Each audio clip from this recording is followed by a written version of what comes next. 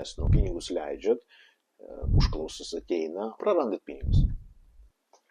Tai va, dar savaitėlę ten pardavimų procesą optimizavom, etapukus visokius sudėliojom, kažkokius paraštukus davėm, galiausiai gavosi konsultacinių valandų gal 4 ir techninių valandų gal 6. Bendrai apie 10 valandų darbo ir rezultatas 2,5 kartų per 10 valandų. Tai va, jokių papildomos reklamos biudžetų. Vien tas, kas jau buvo padaryta ir veikia, neduodavo rezultatų, nes buvo spraga procedūrose. Iš pradžių techninė spraga, o po to spraga procedūrose. Ištaisius tas 2 vietas 2,5 kartų iš karto. O taip pat. Norit taip pat, sekite mano profilį, neužilgo pasidalinsiu diagnostikos įrankėlių, kur galėsit patys atlikti tą analizę.